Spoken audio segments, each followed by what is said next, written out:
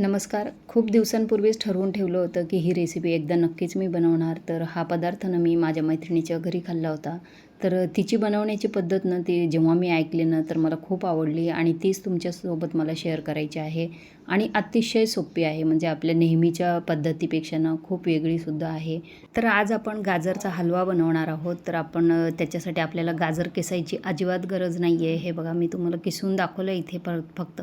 की आपण असं किसून घेत असतो नेहमी, पण आता किसायची काहीच गरज नाही आहे. तर मी तुम्हाला एक वेगळी पद्धत दाखवते आता मैत्रिणीने जी शिकवली ती. तर त्याच्यासाठी ना असे मीडियम आकाराचे गाजर घ्यायचे आहेत आपल्याला. खूप जास्त जाड नाही घ्यायचे. काय काय होतं ना, त्याचा मधला भाग असतो ना, तो थोडासा कडसर लागतो. तर त्यासाठी तुम्हाला असे छोटे-छोटे गाजर वापरायचे आहे. छोटे म्हणजे मीडियम साईजचे, खूप अगदी बारके नाही. आणि असे पातळ-पातळ त्याचे काप करून घ्यायचे. आता हे गाजर थोडंसं जाड होतं ना, तर हे बघा ह्याचा मधला जो पांढरा भाग असतो ना हा, तो आपल्याला काढून टाकायचा आहे त्यातला. म्हणजे काय होतं थोडासा कडवटपणा त्याचा कमी होतो. तर इथे मी नाही का 250 ग्रॅम गाजर घेतले आहे आणि मधला हा पांढरा भाग काढून टाकल्यामुळे नाही का त्याचा रंगही आपल्याला छान मिळतो. म्हणजे गाजरचा जो हलव्याचा रंग येतो ना, तो सुद्धा छान येतो. तर त्याचेसुद्धा असे छोटे-छोटे तुकडे करून घेतले आहे. आता हे तुकडे आपण मिक्सरच्या भांड्यात घालायचे आहे. तर हे आपण नाही का थोड्या-थोड्या बॅचेसमध्ये घालायचं. अगदी जास्त एकदम घालायचे नाही आहे. आणि त्याच्यामध्ये आपण आता इथे आपल्या गरजेप्रमाणे दूध घालणार आहोत. तर मी इथे 3/4 कप दूध घेतलं आहे. हे अंदाजेच घेतलं आहे. असं काही मोजून घ्यायची गरज नाही. तर थोडंसंच दूध त्याच्यामध्ये घालायचं आहे. अगदी 2-3 चमचे. आणि छान असं मस्त नाही का हे बघा अशा पद्धतीची आपल्याला त्याची पेस्ट तयार करायची आहे. अगदी बारीक पेस्ट करायची नाही. थोडीशी रवाळ ठेवायची आहे. हे बघा बोटावर मी तुम्हाला दाखवत आहे. तर अशा पद्धतीची पेस्ट आपल्याला त्याची तयार करायची आहे. थोडीशी रवाळ ठेवायची. आता इथं कढईमध्ये आपण 1-2 चमचे तूप घालणार आहोत. तर तुपाचा वापर तुम्ही जास्तसुद्धा करू शकता. मी थोडं कमीच तूप वापरणार आहे. तर जी पेस्ट आपण तयार करून घेतली ना, ती पेस्ट त्याच्यामध्ये घालायची आहे. आणि आता ही पेस्ट आपल्याला लो टू मीडियम गॅसवर नाही का 2-3 मिनटं छान अशी परतून घ्यायची आहे, भाजून घ्यायची आहे. तर त्याच्यातलं पाणी उडून जाईपर्यंत आपल्याला ही परतायची आहे. त्यानंतर हलव्याच्या सुंदर रंगासाठी मी इथे 1 चमचा बीटरूट पावडर वापरली आहे. तर ही मी घरीच बनवली आहे. तर याची रेसिपी मी याआधी शेअर केली होती. तर तीही तुम्ही माझ्या चॅनलवर जाऊन बघू शकता. ती आपण नाही का याच्यातसुद्धा वापरू शकतो. आपल्या फेस पॅकसाठी किंवा स्क्रबसाठीसुद्धा वापरू शकतो. ती रेसिपी तुम्ही चेक करा. तर हे बघा हे 1 चमचा घातली आहे आणि रंग तुम्ही बघू शकता लगेच त्याचा रंग बदलला आहे.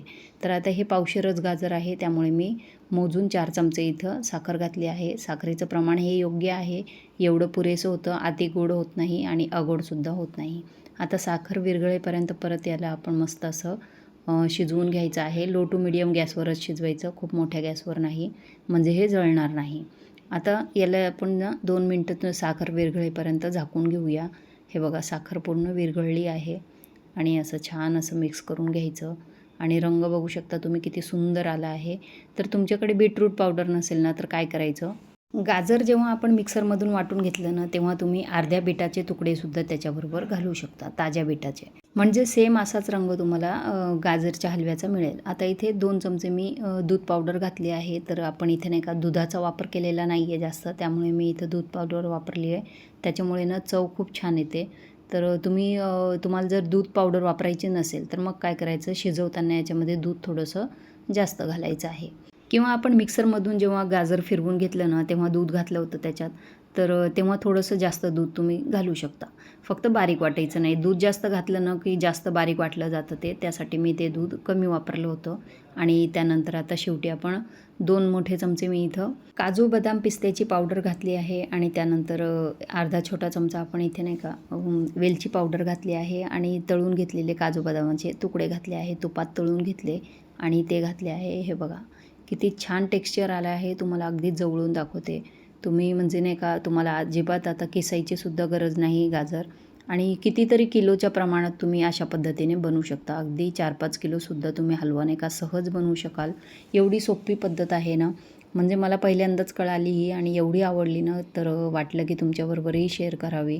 तर ही आयडिया तुम्हालाही आवडली असेल तर मालाच किचनला लाईक, शेअर आणि सबस्क्राईब करायला विसरू नका. आणि रेसिपी आवडलेली इतरांनाही शेअर करत जा. म्हणजे काय होतं इतरांनाही थोडीशी मदत होते.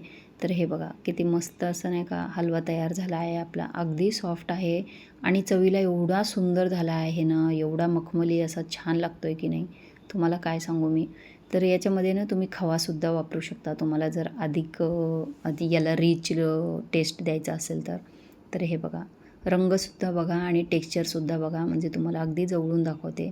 एवढं छान झालं आहे ना, अगदी 7-8 दिवस, 10-12 दिवससुद्धा तुम्ही फ्रीजमध्ये ठेवून हा एन्जॉय करू शकता. किंवा पाहुणे आले अचानक तर तरीसुद्धा तुम्ही नाही का झटपट असं मस्त मिक्सरमध्ये वाटून हा हलवा तयार करू शकता. तर आता बाजारामध्ये गाजर खूप स्वस्त आहे, तर तोपर्यंत तुम्ही आणून हा हलवा एकदा नक्की बनवून बघा आणि येणाऱ्या आपल्या नववर्षाला, मराठी महिन्याच्या नववर्षाचं स्वागत नाही का अशा पद्धतीनेही तुम्ही साजरं करू शकता. हे बघा किती मस्त असं एवढा सुंदर रंग आला आहे ना त्याचा, मस्तच दिसतोय आणि लागतोय सुद्धा खूप चविष्ट.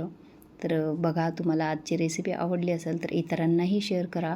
आणि यापूर्वी मी गाजरचा हलवा विविध पद्धतीने कसा बनवायचा त्याच्याही 2-3 रेसिपी शेअर केल्या आहे, त्याही तुम्ही बघू शकता. धन्यवाद.